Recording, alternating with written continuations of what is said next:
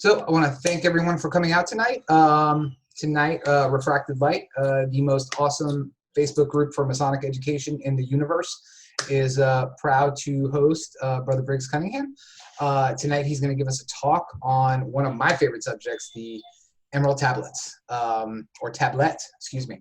So if you have any questions, put them in the chat box, or if you're on Facebook, put them in there. We'll make sure one of the moderators answers your questions in a timely manner. And with that, I'm going to shut up and turn it over to Brother Briggs. All right. Well, thank you, everybody, for joining us tonight. I really appreciate it.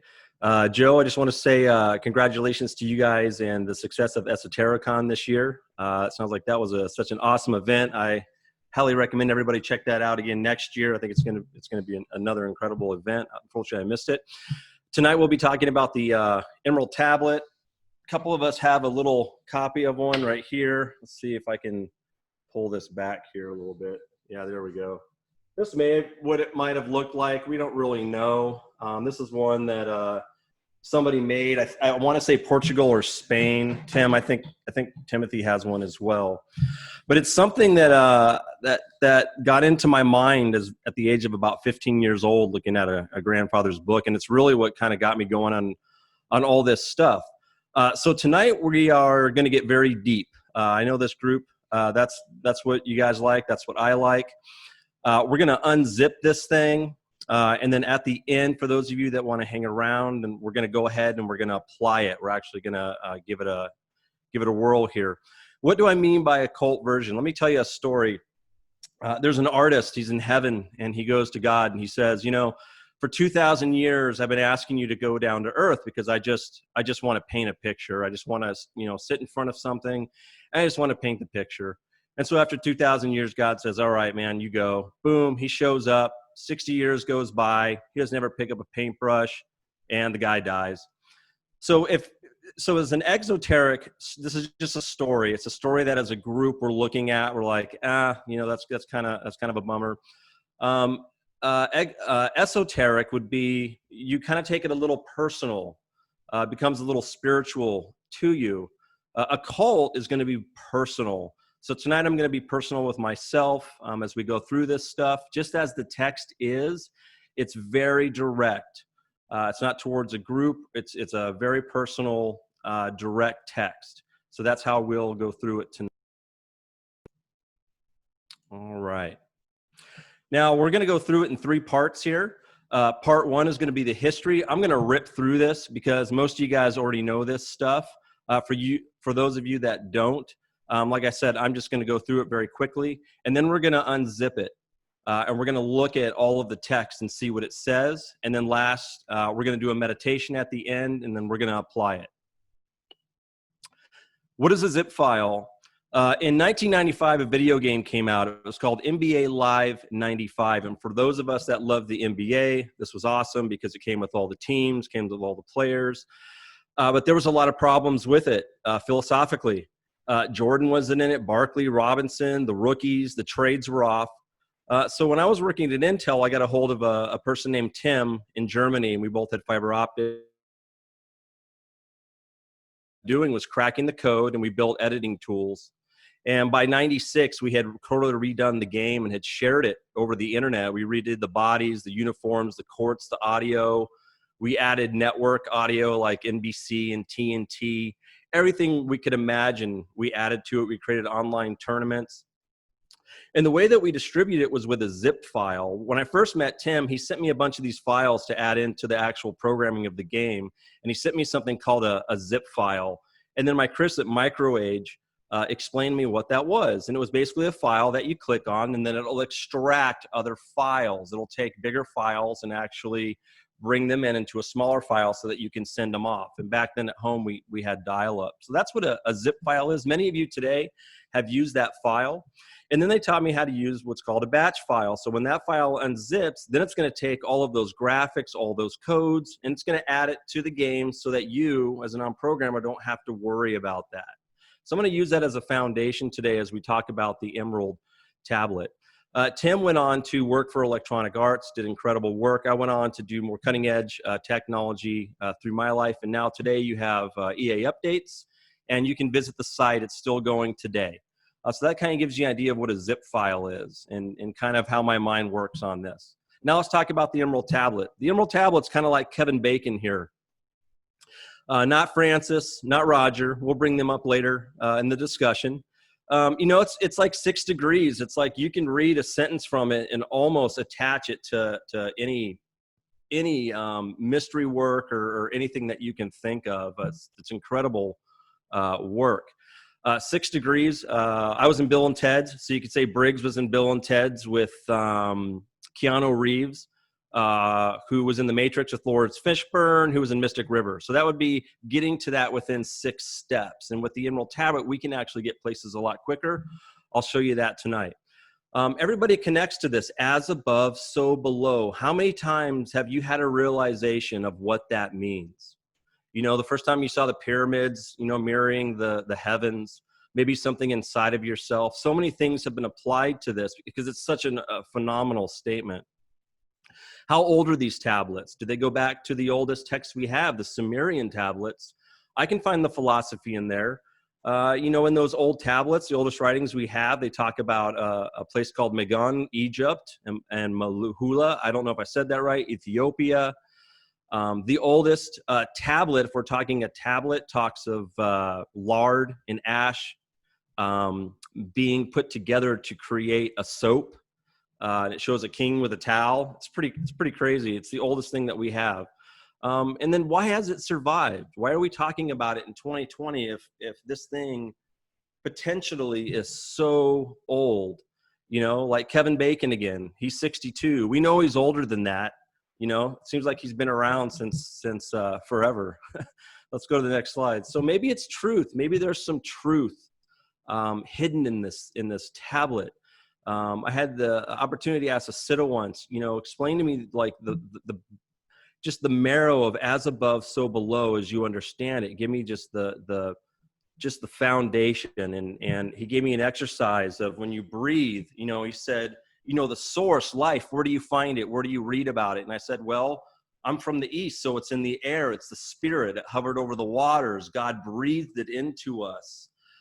He said, yes. So close your eyes and breathe in that air. You know, and he called it something else. And I breathed it in. And he said, now it's above.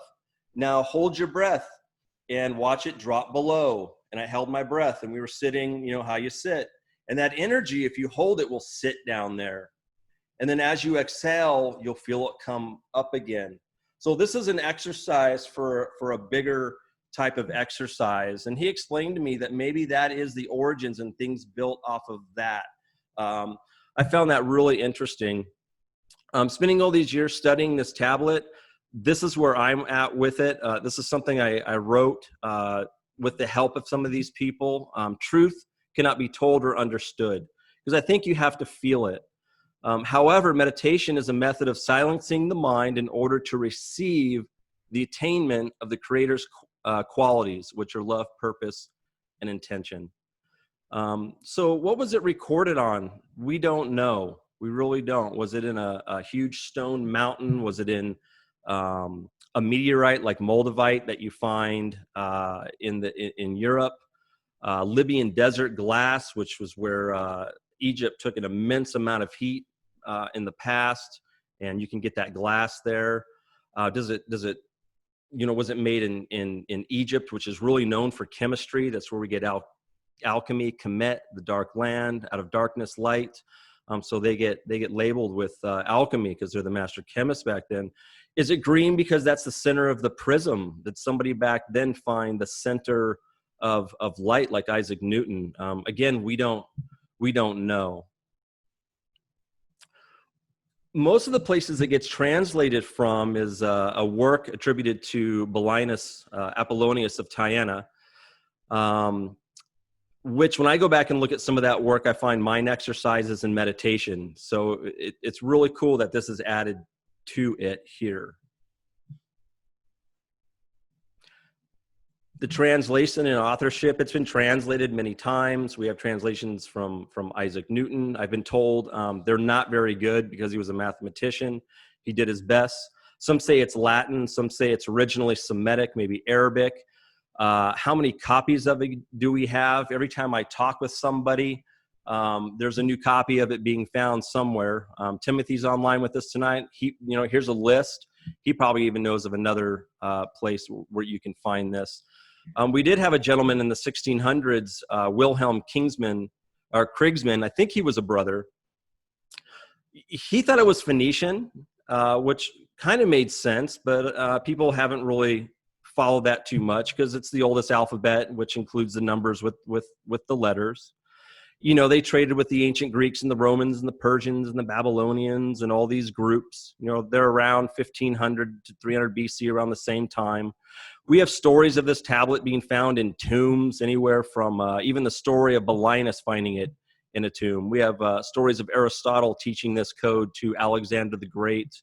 Again, these could just be stories and myths.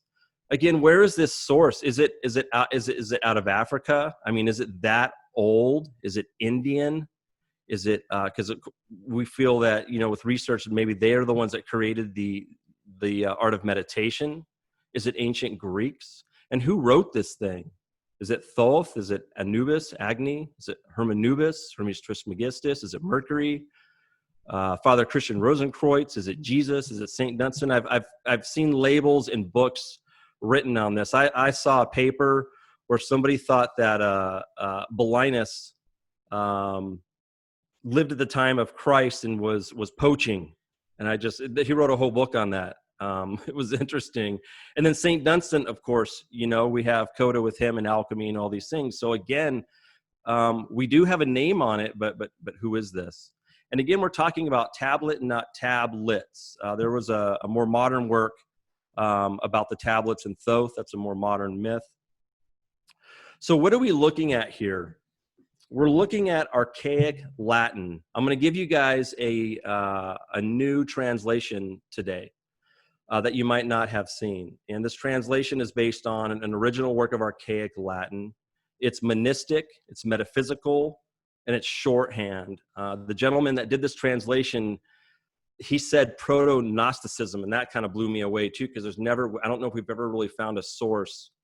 So archaic means it's a dead language. Nobody speaks it anymore. It's monistic because it talks about oneness and singleness.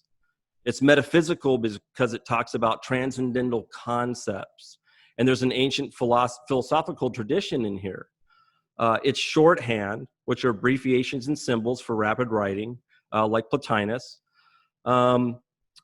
And this picture that you see up here is the closest thing I can find to it. This is a stone that possibly goes back to 600 BC. It's called the Black Stone because it was covered in marble. It's underneath the Roman Forum. It's the center of Rome. It's said that even Julius Caesar might have been down here. Many other people. It's there, and it was protected, and it's very old. And we have some of this type of writing in here.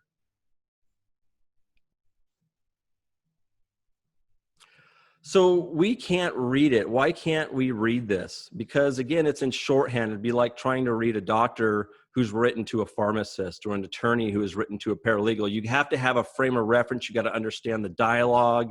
Your intellect has to be filled with the time. What are they talking about? And the way I see it as a technologist is I see in the way that, and again, this is a cult, so I'm talking from a personal point of view. I see it as a zip file containing 7 zips. And when I unzip it, I find a zip file with 1 file, another one with 1, another one with 1. I find one with 4. I find one with 3. Those 2 numbers, quadrivium. We're going to have some operations there, and then I have a 1 and a 1. The translation I'm going to share with you guys today is from Ken Wheeler. He's a gentleman online. He's also known as the Angry Photographer. He has done some of those amazing translations on the planet, and we finally got him to do this one. He does Plotinus. Plotinus, when you are trying to translate his, I don't know how anybody can do it. People have gone mad. He might be one of the hardest to translate. Now, some of the notes that I'm going to use today, I want to give credit also to Dennis William Huck. He does a great job in some of his podcasts discussing his life and going through these steps as well. When I listen to his podcasts, they're very nice and clear. I feel like Neo from the Matrix. You just put him on and you turn Dennis on and you get the info. It's really good. I really like Dennis's work. So what do we see in here? What did I see in the translation? Okay, I see 7 steps. I see 4 lower, and I see 3 higher. I see 3 operations, each being 21 in total. Basically working on the mind, working on the spirit, and working on the soul. And in here, I can also see the great architect of the universe's proportions being used. Now, some of these applications that come off of this could have been magic, could have been alchemy, could have been astrology, it could have been a stepping stone for many things. I really don't know. So what are we working on here? So we're working on the self. Know thyself, know who you are not. Research the one thing. So what is the brain? Brain is something that's hardwired. We can talk about the amygdala. Recent research, interesting enough, says that it responds to physical or intellectual threat the same. I found that interesting. The spirit could be like a Wi-Fi, intellectual energy that has a plan. It knows you and you know it. The soul being the soul of the world, the signal of life, the witness, the unchangeable perfection that even the mind will deny when peering into it. The soul feels.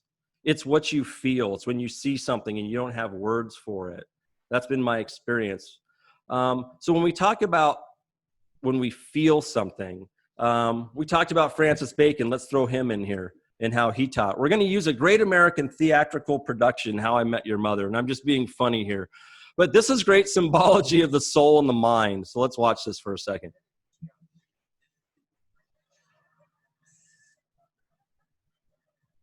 Feelings inside. Oh no. I always thought that was funny. It's a good to my wife and I like that. So finally, just like you guys that are watching this tonight, after 30 years of traveling every back road, I've got the shirts, I've got the beads, the books, the stones, the ordinations, the initiations, the relics, the family. And none of this stuff matters when it comes to reading this tablet. And I'm gonna show you why here. And this is gonna be the end of part 1. Now we're gonna go to part 2. So let's unzip the Emerald Tablet. And this is the translation from Ken Wheeler. Here is that which is most true. Let me see if I can shrink this window real quick here because half my screen is covered up. There we go. All right, here is that which is most true. Is verity the most high of truths? So what this is saying to me is this is how we approach it. And it's saying this is irrefutable truth and that it's available. I don't see it saying that this is the truth, but that it is available to us. Let's unzip the second one.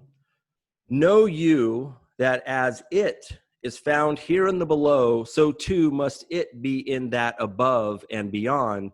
Just as within that beyond must it also be here in the below, for these are the miraculous workings, demiurge of the divine. When I unzip that, the feeling I get is this is a presentation of this philosophy in generic terms that all things are created by one mind. It, being the creative life energy, it must be here as well. And that's something I learned from that siddha was that energy, that creative energy is still here as well, and you can access it, and they give it many different names. It also says everything is in its image, and it's also responsible for creation. Let's go to 3. Heed you this. So it's getting our attention. It's getting our direct attention here. Heed you this. All things that are and ever shall be are sprung forth from the divine. Now, when I hear divine here, because it actually describes a super divine, I feel as though it's talking to us or talking to you or talking to me, a reflection of God, an image of God, something that is divine. So all things that are and ever shall be are sprung forth from the divine. Things in your life you've sprung forth. Herein, all things that are become are birthed of the divine and are cast into its image, adaptation. So something invisible is manifesting matter. Something invisible, you are manifesting matter, just like God, just like in the image of God here. Let's go to zip number 4. This is where we get these 1, 2, 3, 4 below energy operations. Thy father, light and sun, thy mother, who bore you hence the moon, thy very living spirit, animus ventus, are as carried in her womb and nourished to growth upon this terra. So in here, even back then, as old as this tablet is, we see the 4 elements. We also see the male and the female aspects of the creator. You can see the fire with the light and the sun, water with the moon, the spirit is air, and then terra, the earth. It took me years to figure that one out, and it's just right there in front of me. It's like being in an orchard of oranges, looking for an orange, not knowing what an orange is. Let's look at the second line. Ever before you, immanent or within, is thine Father of all which is, that has wrought perfection upon this world. Saying it's inside of you. Though the power of the divine be manifest, multitudinous upon this terra, nay, he's saying this power isn't spread out, it's one thing. Thy Father be wholly undiminished, not reduced, of the power of the divine, and so manifesting power here below. That's a very powerful statement. It's presenting the steps on how it works, transform the one thing in an evolutionary sense.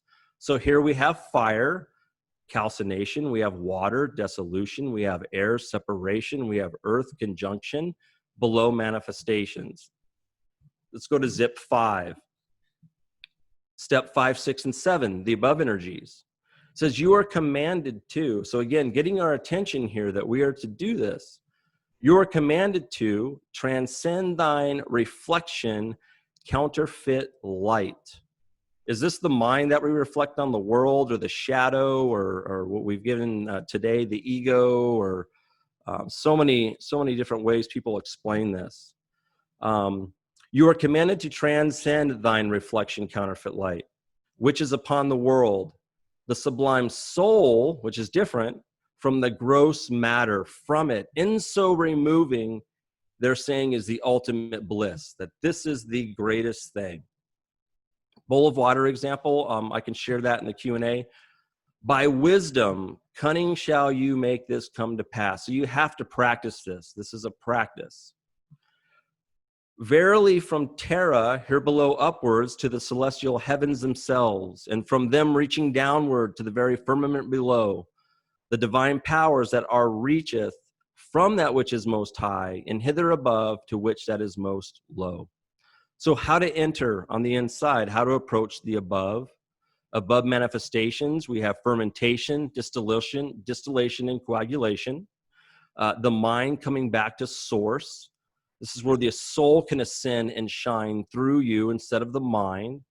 The mind stops changing things. The things in your life start changing. And one thing I learned, that we all learn, is I got my mind to stop doing something I didn't know I did, and that was disturbing other people's peace. Even on something simple of not sending a text. Let's go to the 6th zip here, the final result. Here throughout is manifest supreme glory upon the world. They're saying if you do this, this is supreme glory upon the world. You can't do anything greater for it. Know ye this truth in darkness as fly from you. It is very true. We can think of a scripture that goes along with that. Resist the devil and it'll flee. The divine is supreme power. So here we get the word supreme again, of powers unrivaled. For it is overlord of all from that which is most sublime, verily, even upon the largest of massive things. Again, we can go to he who is in me is greater who he is in the world. And again, this is your soul coming out, not the mind. 7th zent, the summary. Herein be Lord sovereign over all things created. Be Lord over everything that you create. Be responsible for it. The entire world over. Hereon proclaimed, I have told you thus, that as all things that both are and shall be made come to pass, both splendid and multitudinous, they are made become supreme. Meaning the creator of the universe is moving everything into perfection. It's saying this is the pattern, the sample, the formula, the code. This is something that was taught to kings. It said it was taught to Alexander the Great. We can learn from it today. For myself, the Gospel of Thomas, a copy you can find in India online, is a wonderful text on this. Now let's look at the author. It says, "Lo, hear what has been told to you, proclaimed by myself, Hermes Trismegistus." It's not giving himself a name. He's saying he's the greatest of these three philosophies. He or she has them figured out. What are they? Philosophy of the world, which is the mind, philosophy of the divine, the spirit, and the philosophy of the supreme one, the soul. Possessing all three parts of the philosophy of the entire world, finished in complete entirety, spoken thence, the works of the supreme divine. And today I think they would do a mic drop on that. I'm going to go ahead and back out of here. Let's see here.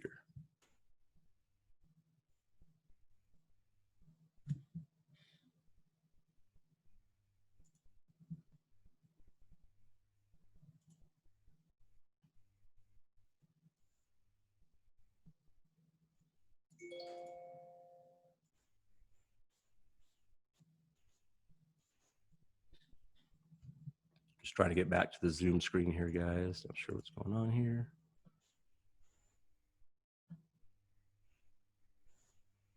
Okay, I think I'm back. Can you guys hear me okay? We can hear you. Yeah, I can't see your screen anymore. Okay, wonderful. Okay, so basically that's been my experience with the Emerald tablet, unzipping it, applying these things in meditation, breathing in and breathing out. There's so many different techniques that we can use. I looked at this tablet in so many different ways throughout my life, and it wasn't until about 2 years ago that the meditation piece of it hit me, and it hit me really hard.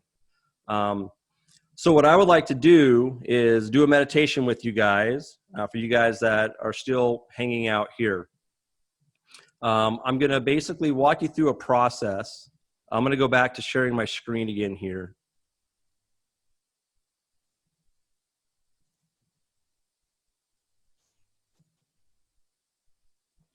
Okay, so meditation today, people ponder, devise, think. This is something that we don't want to do during this meditation. That's the opposite of what we want to do. We don't want to do anything because we want something to happen. As I walk you through this meditation that I've put together, we're going to dissolve and we're going to coagulate. We're going to take things apart. We're going to put them back together. My goal is to try to get the brain to see the soul. That is my ultimate goal. If it can just get a glimpse of it, it might even deny it, but if it can get a glimpse of it, then it'll want to see it more. And then at some point, the goal in life is to get the soul to shine out. So everybody get comfortable and get ready. You can sit however you want. I'm going to go ahead and stop the share again here.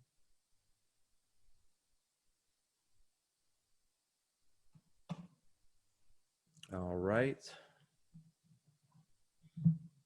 Everybody doing good on time? This is a short meditation, okay? So this is what I would like you to do. I would like you to forget everything that we just talked about. Every single thing we just talked about. What I would like you to do is I have a card here, is I would like you to use your imagination. And I would like you to deposit your past, your future, any projects you're working on, your life story, any of your desires, what you believe to be freedom is, what you believe you understand, the books that you've read, and anything else that you can think of that's in your mind. We're just going to empty it, and we're just going to use this card. Now I'm going to take this card, now that you're empty, and I'm going to place it in a box. And we're going to leave it there, and you can have it back, obviously, later if you want it. And we're just going to leave it in there. And as we go through this, and as I walk you through it, there's going to be some pauses. So let's go ahead and close our eyes. So I want you to be totally empty. I just want you to be here now. I don't want you to have any images in your mind, no visualizations. This is no effort. This is effortless. No effort. All your senses are working fine. Your body heat, your fluids. The brain is taking care of all of those things just fine. Again, we're not going to think about the stories, the past, what has been.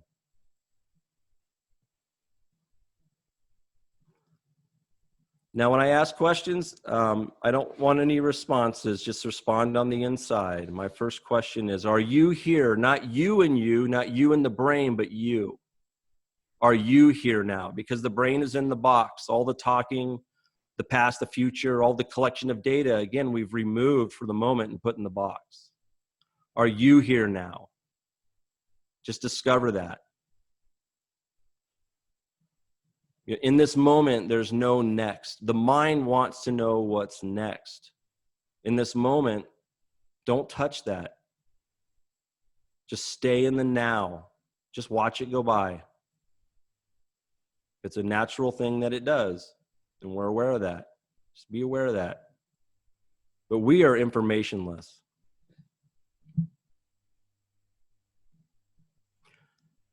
Now, as we are sitting here in the now, in this moment, do you feel any suffering? Do you feel any anxiety? Do you feel any judgment? My guess and my hope is in this moment, no. This is proof you can control the mind and live a life without these three things causing roadblocks in your life. So you can have a credible life without them. Just perceive again and be here. The mind is in the box. There's no talking. We're just here. The mind creates I this, I that. I is just a thought. And again, we're not waiting for anything. We're just in the moment. Think about how much anxiety you get waiting for something. Again, proving now you can change this because you're doing it now. Now use your imagination, and I want you to create a visual. I want you to shoot yourself out into outer space. I want you to see space. I want you to see the planets. I want you to create them. I want you to be floating out there, but don't touch anything. Just be there. Be effortless. The mind is efforting. The mind is all the matter. Don't connect to it. Just be there. And if you can use your imagination and be there, ask yourself, what is it that fills the wind in that imagination? What is it that can see the light reflecting off those planets? What is watching all of this in the very, very back? This is the one soul. This is the true you. Where did it begin? Can it die? Can it end? No. Does it have to be famous? No. Does it have to be competitive? No. Will this part of you ever fade away? No. This is the stone. This is the source of your being. And from here, you can see the opposites. You can see the spirit and you can see the mind from here. You can see a part of you that's knowing and a part that's being. These are opposites that complement each other. This isn't bad and good. These are things that complement each other. There's a part of you that is dynamic, and there is a part of you that is static. There's a part of you that is temporary, and there's a part of you that is immortal. There is a part of you that is connected to time, and there is a part of you that is not. There is a part of you that is limited, and in this space that you're in right now, you are unlimited. This is here. The mind comes and goes. This is the I am sense. The mind is the Aya. So at the end, in this moment, now change, transform into that perfect expression that your mind can see on the inside, and let that out. You know, the Magi traveled with three ideas. From here, we create good thoughts. And then out of our mouths, like magic, come good words. And from there, good deeds and good manifestations are created. The emerald tells us that we have this power. The emerald tablet commands us to use it. And I look forward to using it together with you all. And that's it for tonight. And I'll take any questions. And I thank you for your time. Fantastic job, my friend. Yeah, so go ahead. Feel free to unmute your mics if you have any questions for Brother Briggs. Little Rip, and I'll check Facebook now for any questions and comments. I would like to know, did anybody for a split second experience any kind of peace in that meditation where everything was just silent for a moment? Oh, God bless. Fantastic. If we can just get there for a few seconds a day, guys, it's like the Emerald Tablet says, it's bliss. It's the things that you will produce will be miraculous. Anybody else? Jason, I want to hear from you because I know you're into this stuff. I had to unmic myself. When you say you want to hear from me about what part of it? As far as that meditation went, what did you experience?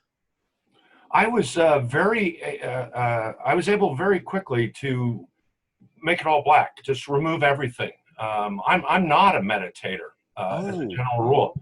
I'm not, but I've years and years and years ago, I experienced what's called the Kundalini state, where you reach this super meditation point. Yeah. And I find myself quite at peace, just in general.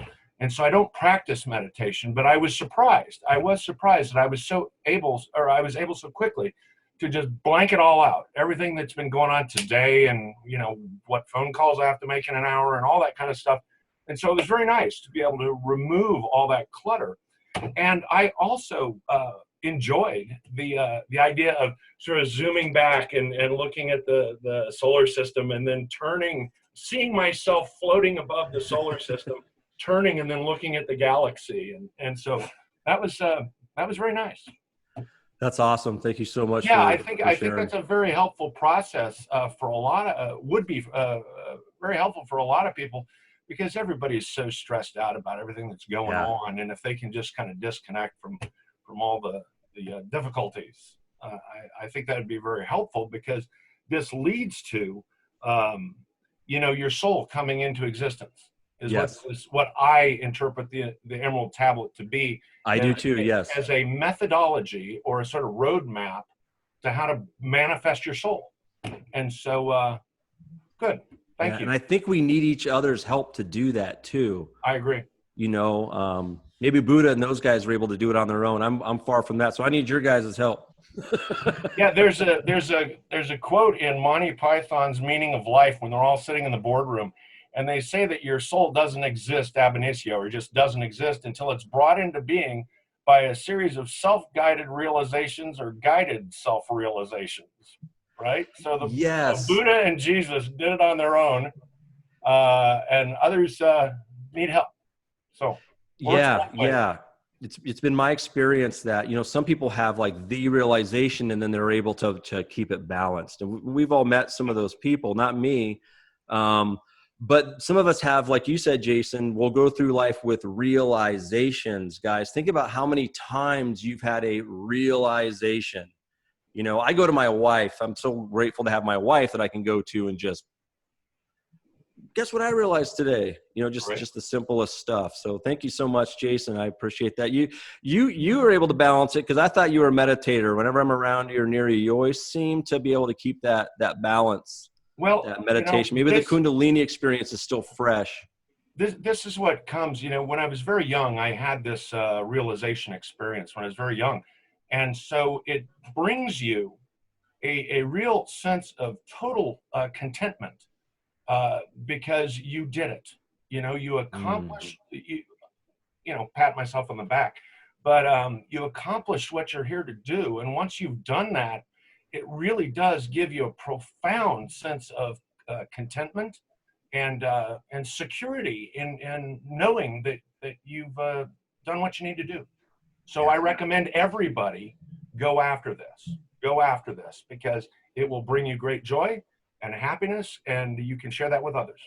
It's changing my life right now. Thank you so much, Jason. Douglas. Hi, Briggs. A couple things. First, directly responding to your question, for that brief moment or two, or however long we were up there, I had absolutely no awareness of checking my iPhone or anything. It's a miracle. My right arm didn't just go, oh, I just heard something. I better check it. It was like, I heard something. I'm going to absorb it. I'm going to think about it. I'm going to be here. I also really, I have experienced the first part of what you did in the first part of your book, the Mysterium trilogy. Oh, thank you very much for bringing that up. The putting all your things on a card and put them in a box.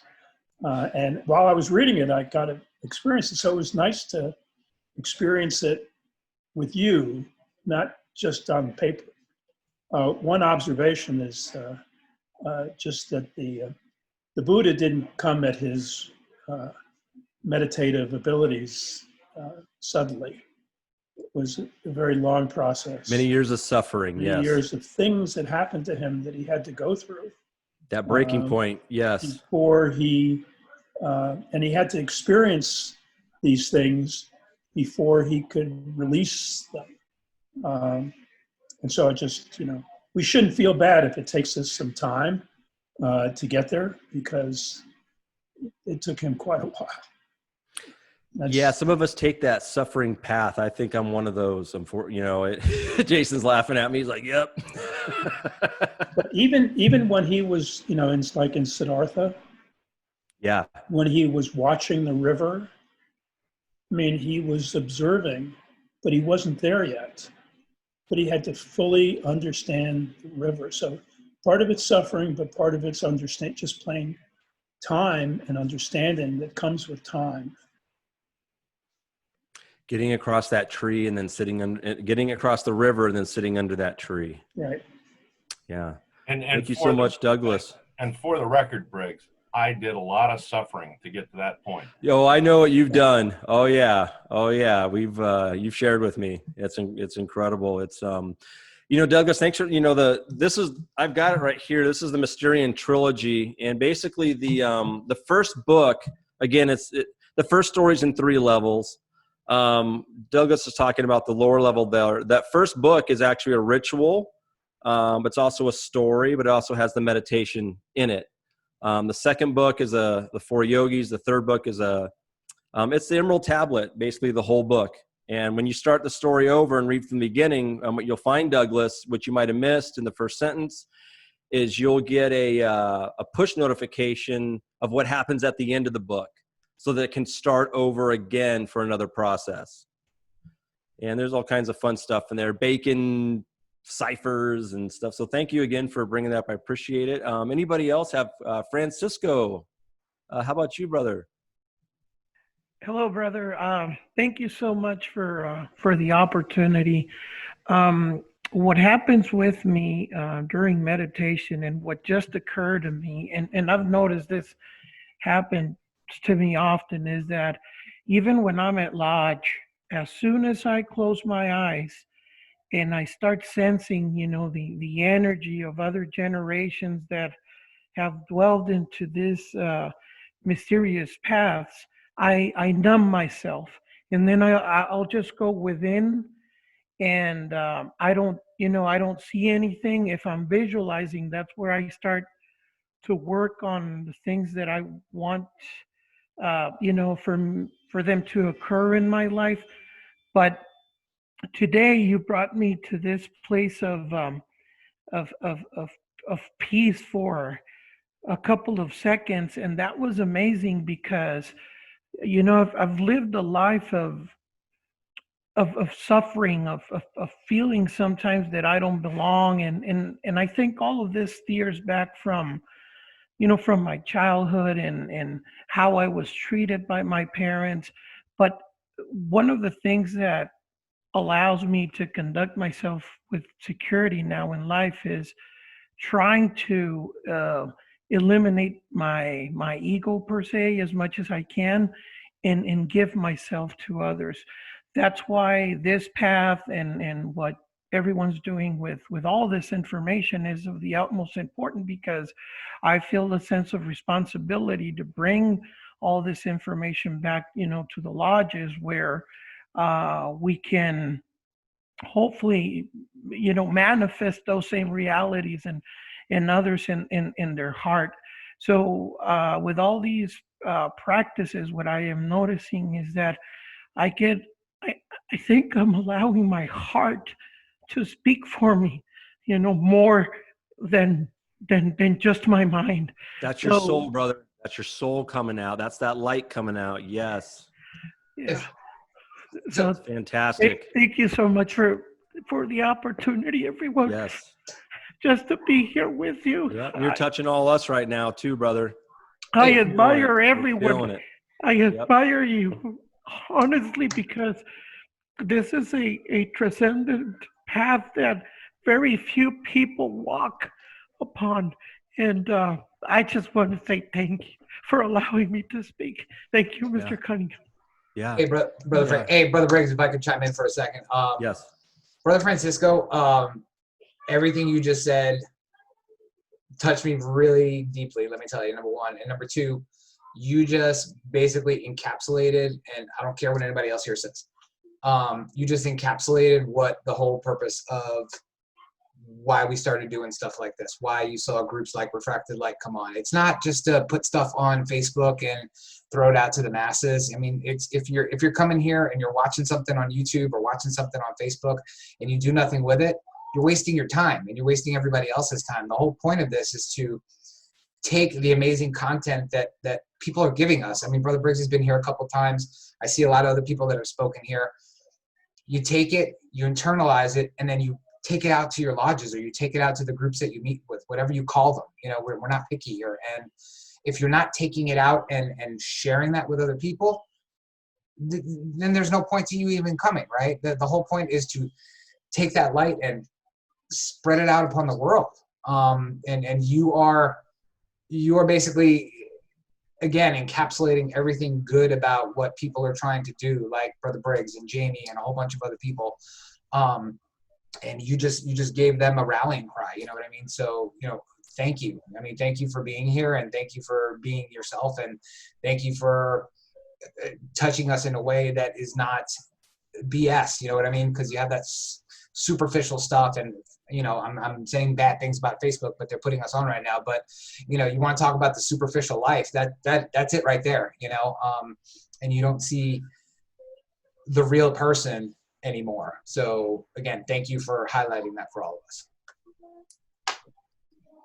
Yeah, thank you, Francisco. It's all of us have suffered. I was on my deathbed a few years ago, and so all of us have had to get to that spot the Emerald Tablet is talking about. I think that's why we all connect to it. That's where we can meet beyond all the other bullshit going on that our brains have collected since birth, depending on your life and the things that you've done, and all of us here have experienced, incredible things. And it's so important to share with each other. I can share with you what I think. It doesn't mean that's reality, because it's I want to hear, like Francisco, what you see, because then I'm going to learn more about myself. When you spoke, dude, my soul just was like, what? I was in. It was awesome. Anybody else would like to jump in? Thank you so much, Joe. I'd like to make a comment. The experiential part, to me, was absolutely awesome. In the beginning, I'm a trained hypnotist. I don't do it for a living or anything like that. But in the beginning, you said after you got us with the meditation, you said, sit there and I am hear, I could feel myself, whatever. And then you said, don't think of this, that, or that, which told me, in my mind, went right away is, don't think of a pink elephant, which I'm saying to myself, no, he's bringing the saddle that quick. But then you brought us right back, and it was really awesome. And I want to thank you for that, because, like everybody else is talking about with Facebook and stuff, we're getting the experiential from what you just did. And it's awesome. Thank you. Well, thank you so much. And with the hypnotism, I've never applied this with somebody like that. So I thank you so much for the feedback. Because that's the one thing I don't want to do is hypnotize, and I don't know much about it. So thank you so much. Thank you for the experience you had. Thank you very much.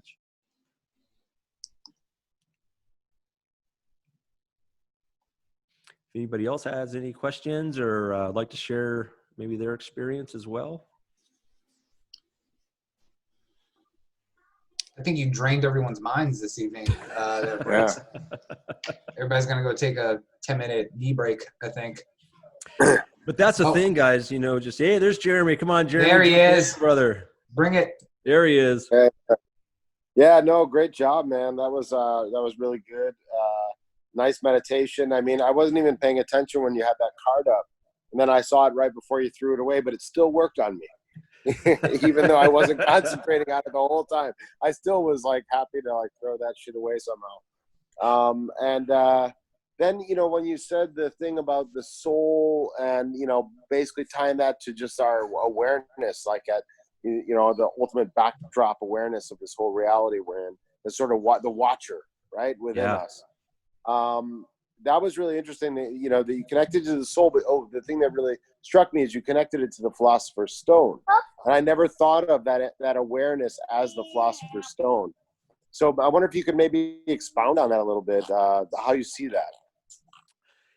So again, the Philosopher's Stone's been thrown around, and we got Mary the Jewess in about 200 AD saying it. And it's been called so many things and so many physical things. I've kind of found, the European alchemists were really introduced to Egyptology and all these things. So we have to remember that. So they were looking at things a little differently. When I have that moment that I can get that brain to peek into the soul, when I can get it to look in there, it's like I just think it's like a philosopher's stone. It's immovable. It's perfection. It's God's perfection. I think Philosopher's Stone, whoever came up with that, I think it applies really nicely. As far as us in maybe the East, I don't know. What do you think, Jeremy? Where it came from, you mean? Or just the idea of using it like you experienced tonight. Wait, say it again. Exactly what do you mean? Ask your question again. Sorry. Just again, do you like the way that I've kind of applied it? I think people have mentioned it that way in the past. I've kind of read into that. I'm not sure, but did you like the way it was kind of applied? I did like the way it was applied. It made me think. That's Moses.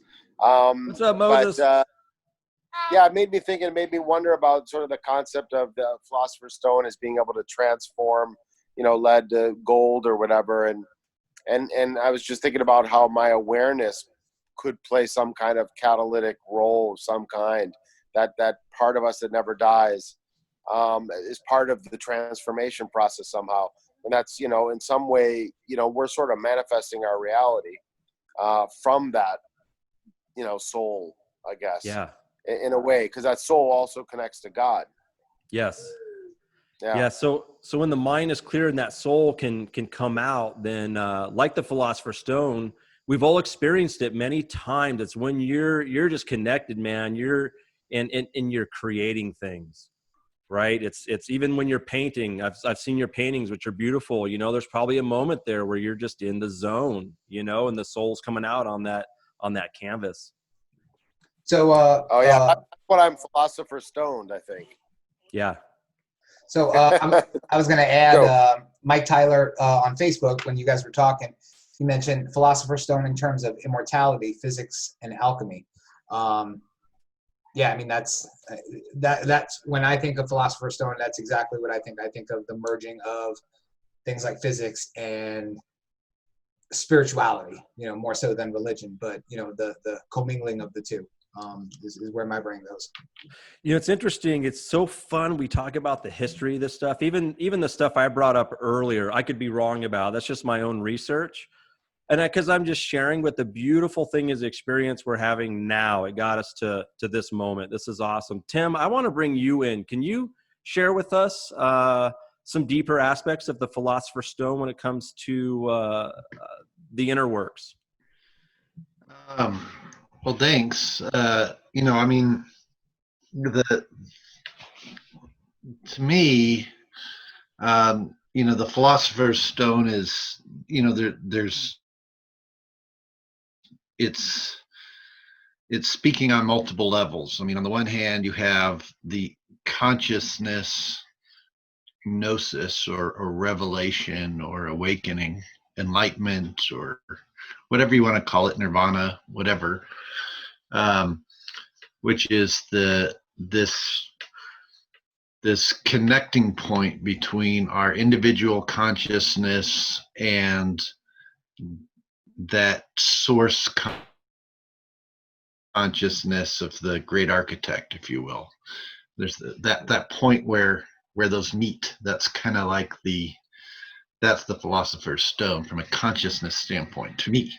And in that point, all dualities disappear, or at least work in harmony, and they are the material becomes spiritualized, and the spirit becomes materialized in that expression. So that's on the one hand. On another level, I do believe there's something to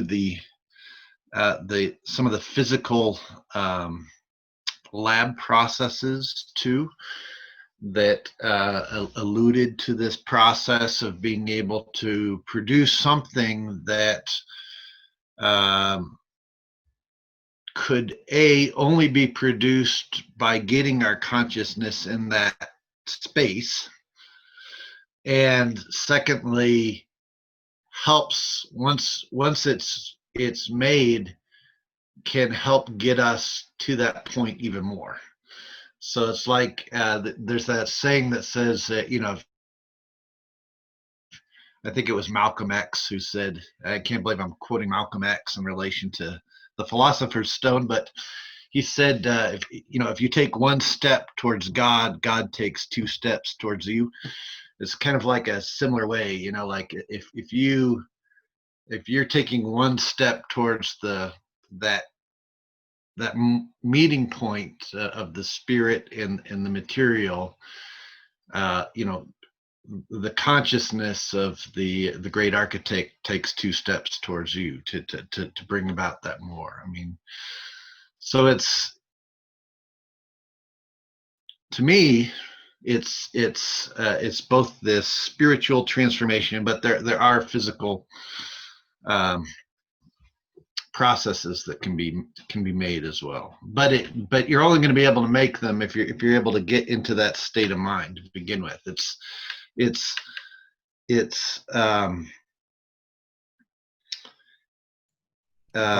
broadcasting from the soul, maybe. Yeah, that's right. Instead of the mind. Yeah, exactly. I mean, the alchemist becomes one with the experiment, and the internal transformation also helps to bring about external transformation in the world. So they go hand in hand, as within, so without.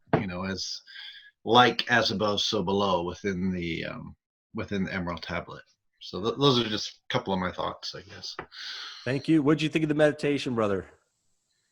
Well, I love the meditation. I had to pop out, unfortunately, for a minute. I was having some problems with my computer, but I was able to get back in, and yeah, it was really nice. So it was really good. And I think that point that you make about getting to that space where you're no longer dwelling on these external things and allowing for potential to be is, I mean, that's if we can go to that spot, Yeah. at least once a day, every day. But it starts to become a practice where you can be in that all the time. So your active life becomes daily practice. Yeah. Which actually brings me to the third thing I wanted to say about the Philosopher's Stone, which is when we embody that consciousness, that greater consciousness, we ourselves become the Philosopher's Stone that is transforming the world. I mean, we can make things that are mundane and turn them into something sacred through our thought and conduct. We can take something, that's mundane and turn it into something precious. We can bring about health, which is a big thing too with the Philosopher's Stone. We can bring about healing, not just in ourselves, but also in others. And we can even bring about transmutations in other ways, including social transmutations in the world. I mean, there is a social alchemy. It could be argued that, like, whenever we go sit in a like a lodge meeting or something, we are participating in a social alchemy where we are trying to raise our consciousness collectively as a group to bring about more positive change in the world. And that's a transmutation, right there. So we become the transmuting agent. We become a Philosopher's Stone. I was not able, in my path, we've all got a lot of the paths, Jeremy, I've seen you traveling all over the world, and, we've checked all these things out, and man, nothing taught me to still my mind until I entered the Blue Lodge. And I did not expect that. In those moments when you have to speak or like you said, going through the motions, that's the first time I actually was able to, because I had to still my mind. I have some dyslexia and I had to focus but not focus, if that makes sense, right? I had to let's say a lecture come out without thinking about it. If I thought about it, it was going to be a wreck. So Blue Lodge, interesting enough, taught me that. It's really cool. And thank you so much, Brother Timothy, for joining us tonight. I really appreciate it. Oh, thanks for inviting me. I'm really happy to be here. Anybody else? I don't know if it might be getting. Yes. Can you hear me? Yes, sir. Okay. I'm a bit of a book nerd. This is one of 5 shelves that I keep around. But your talk and your meditation tonight reminded me of something, and it's took me a while to figure out what it was. But of course, it's a book. It took me forever to track this book down whenever I found it. It's called The Other Mind by Edmund Shaftesbury. This is the only version I could find, and it's from 1909. And it is about hypnosis. And they go about it in a weird way. Actually, the title page says, Hypnosis, the Science of All Phenomenon, Human Control Over Others. I think it was actually entered into military experiments. So I've not put any of it to practice because I feel like that would be a little inhumane, and I'm not really sure on the stuff for it. But of course, I read it, and a lot of what you talked about tonight, as far as the Emerald tablets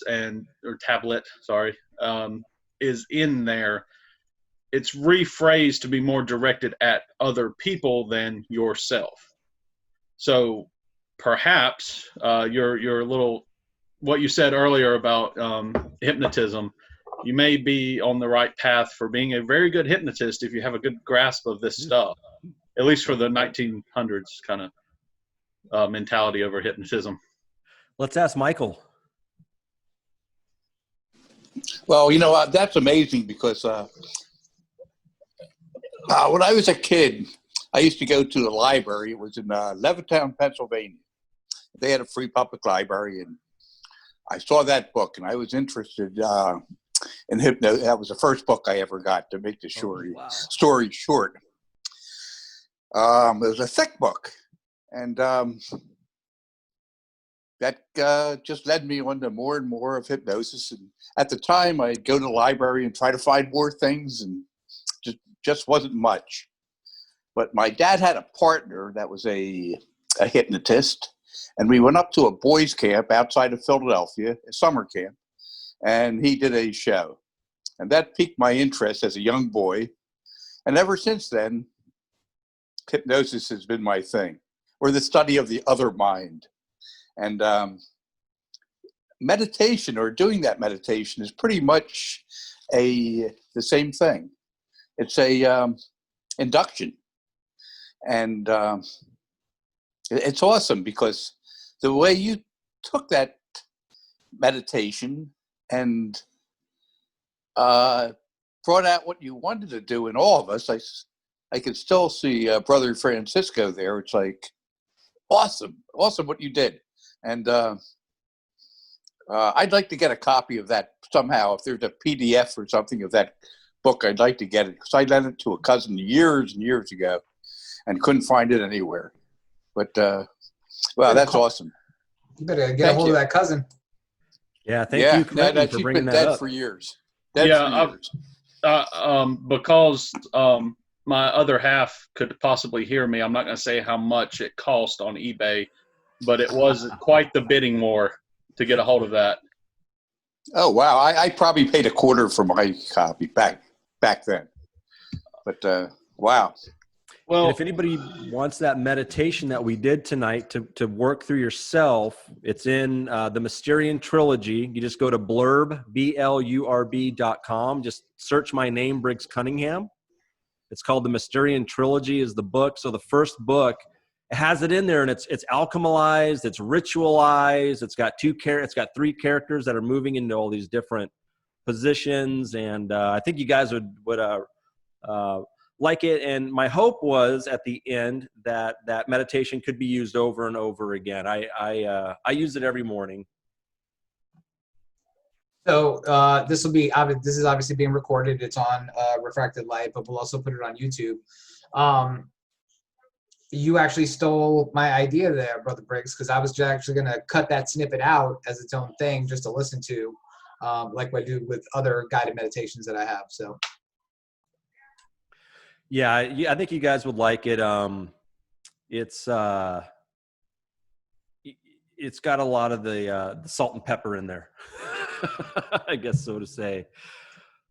I don't know. Indeed. Well, we're over the hour. Okay. I don't have anywhere to be, but and I'm sure some of you also don't if you're quarantined. But does anybody else have any other questions or comments for Brother Briggs? Because I don't want him to put all his goodies on the table, because we'd like him to come back 5 or 6 more times to Refracted Light. So I just have one last question, Yes. Brother. Would you feel that the path of illumination steers us towards, is it unification with the divinity, or would that be going too far, and we should go towards that path, but we will never achieve that unification? Or how would that work? Okay. And I'll give you my personal observation. That's really important to say. I can see God in each and every one of you.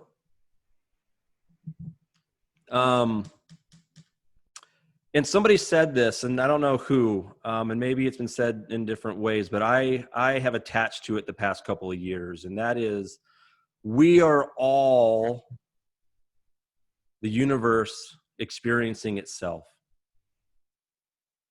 So if I'm the universe experiencing itself, I created you and you created me. So let's have a relationship, and let's share on the deepest levels our experience on this planet, that if you were to take away the brain BS, is the most beautiful thing to this day we have found in the universe. It's a garden. and it's for us to share, you know.